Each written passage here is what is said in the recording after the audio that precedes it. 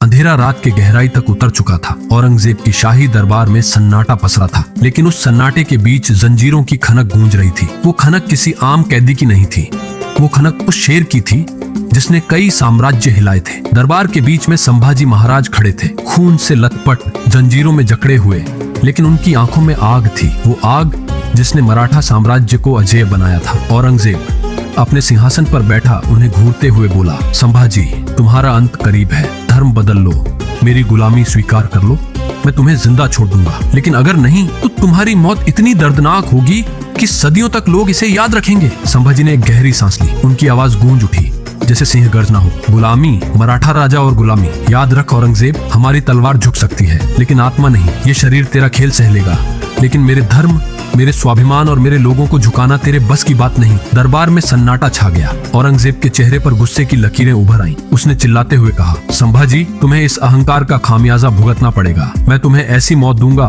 कि इतिहास भी कांप उठेगा। संभाजी मुस्कुराए, उनकी मुस्कान में भय का नामो निशान नहीं था। उन्होंने औरंगजेब की आंखों में आंखें डालकर कहा, इतिहास ये याद रखेगा कि जब तक संभाजी जीवित था, औरंगजेब की नींद हराम थी। मौत की धमकी मत दे औरंगजेब, मौत मेरे लिए वैसी ही है जैसे एक योद्धा के लिए विजय का आभूषण। इसके बाद यातनाओं का दौर शुरू हुआ। संभाजी को बेइंतहा दर्द दिया गया, उनकी चमड़ी नोची गई, उनके शरीर को छलनी किया गया, लेकिन संभाजी, उनकी आंखों में वही आग थी। उन्होंने हर यातना को सहते हुए बस एक बात कही, मराठा मिट सकता है लेकिन मराठा झुकेगा नहीं। ये सिर्फ एक आदमी की मौत नहीं थी, ये स्वाभिमान और धर्म की विजय। संभाजी का बलिदान उस दिन मराठा साम्राज्य की ताकत बन गया। औरंगजेब उन्हें मिटा न सका, क्योंकि शेरों को कभी मौत से हराया नहीं जा सकता।